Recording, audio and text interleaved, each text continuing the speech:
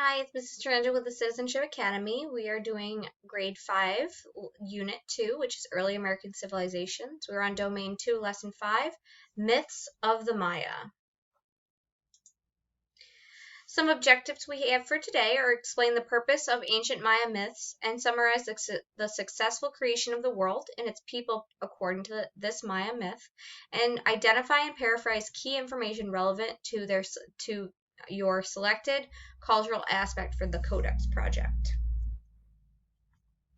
Some key vocabulary: veneration, a group of people born and living at the same time; sacred, holy, or deserving respect; creation, the act of making something new; vast, large or great in size, amount, or extent; nurture, to care for something or someone so he or she flourishes; rigid is stiff and inflexible, and warp is to bend or twist out of shape.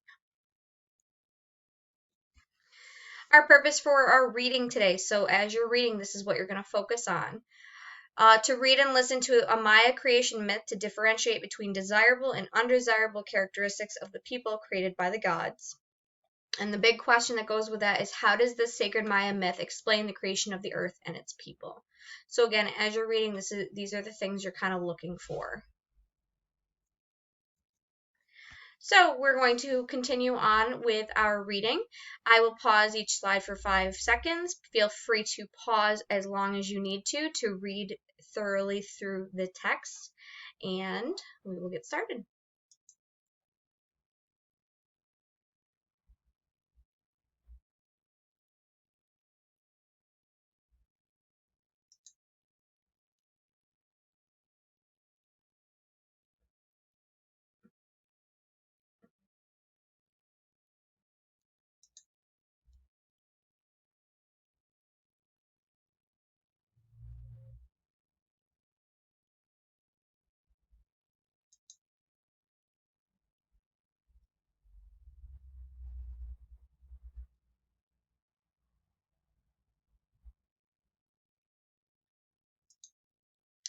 Okay, so now we're going to do some comprehension questions, see how you were able to read through that. So the first question is, what is a Maya creation myth? It's a story that has been passed down from generation to generation in Maya culture to explain how and why things happened.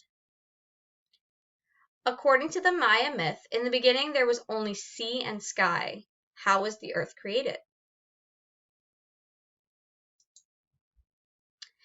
Tipu and Cucamatz, again, I apologize if I'm not pronouncing that right, shouted the word earth, and part of the sea dried up and became land. There were rivers and mountains with trees and plants. So that's how they were able to create earth. So if that's how earth was created, how were the people made?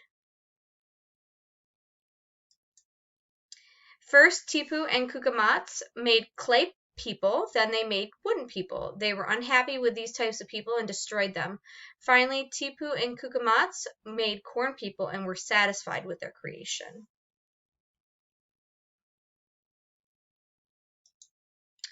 So for our word work today, the word is vast. So I actually changed the background on this one because our stars and solar system is very vast.